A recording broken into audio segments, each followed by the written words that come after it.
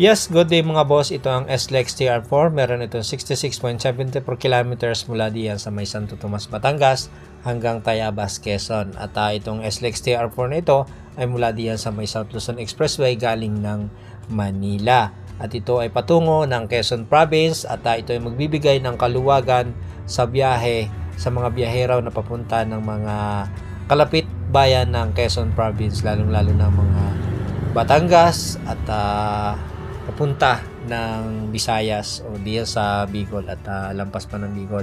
Mababawasan kasi ng 4 na oras ang inyong biyahe mula dito sa may Santo Tomas, Batangas hanggang Tayabas, Quezon. Ito ay makukuha na lamang di umano ng 45 minutes. At siya nga pala, ako nga pala si Ariel Motoshop. Tayo dati ay nagagawa ng motor at ngayon naman ay nag-update tayo dito sa SLEX TR4. At ito pong nakikita nyo pong ito ay dito sa may San Miguel, una-unahan ng San Miguel, Santo Tomas, Batangas. Ito yung ating huling update. Dito sa may papunta naman o dito sa may San Bartolome, Santo Tomas, Batangas. Yun yung ating huling update. At ngayon ay susundan natin dito sa may Barangay San Felix, Santo Tomas, Batangas. Gawa ng balita ko ay nag-uumpisa na rin diyan. Meron ng mga ginagawa diyan nung huli ay natigil yan yung huling update natin. Walang nagagawa pero ngayon daw ay meron na. So puntahan natin kung ano ang meron diyan sa may San Felix, Santo Tomas, Batangas.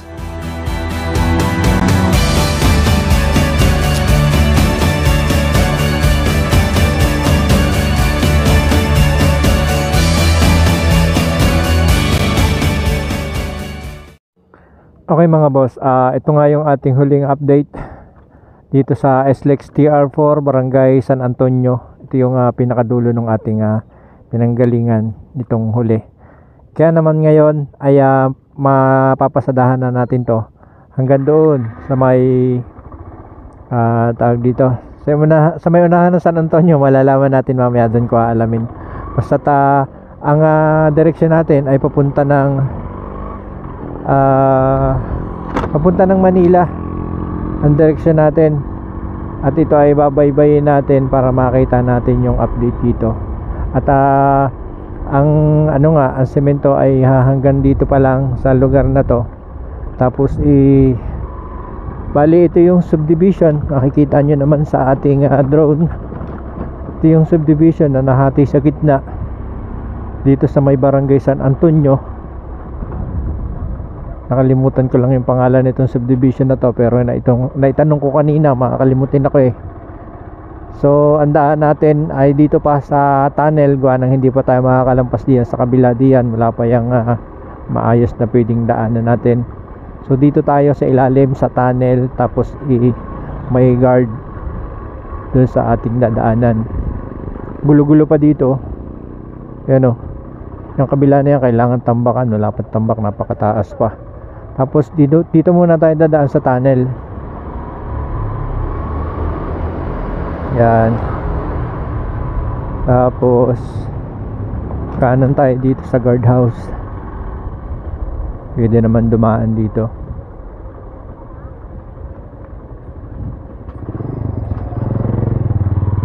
Ayan. Labas na tayo ng bali subdivision yun. Wala eh. Sira na yung subdivision, nahati na. Tapos bali lumabas na tayo ng TR4. Papasok ulit tayo diyan sa may una-unahan diyan, gawa ng para madaanan natin yung nakita ng drone kanina. Malaki yung ating nilampasan. Babalik tayo dito, kakanan tayo dito, kanan. Ito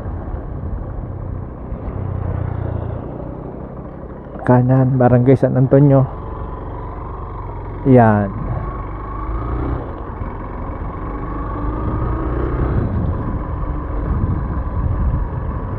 Pero kasi ditong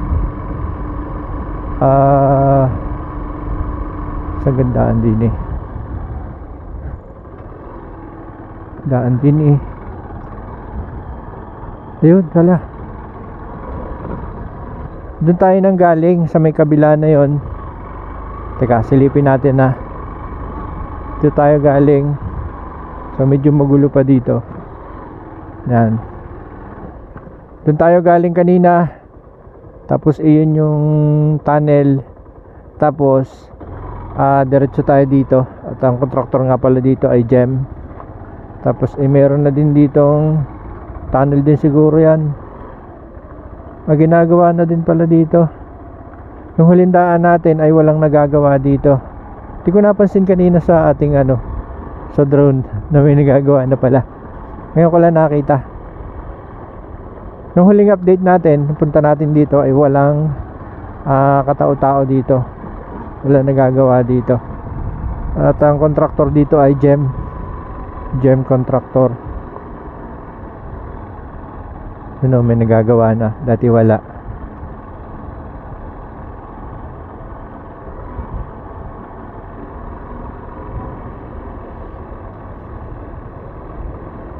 Tinutuloy na. Iniwan lang pala to saglit. Babalikan din agad. Iniwan lang saglit, babalikan din agad. Parang natigil to isang buwan eh. May mga bakal pa nga dun Tulay yata ito. Tulay. May poste doon sa baba Ang laking poste niyan. Gawa siguro nito. Yan, Agbang.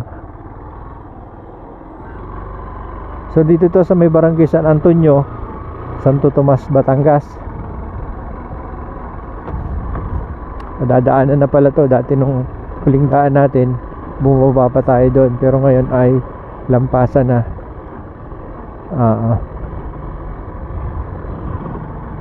Kaya hindi yan tayo noon bumaba.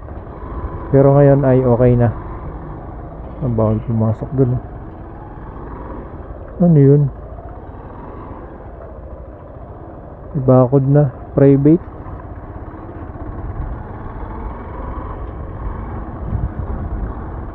Lalim din na rin. Ano kaya rin?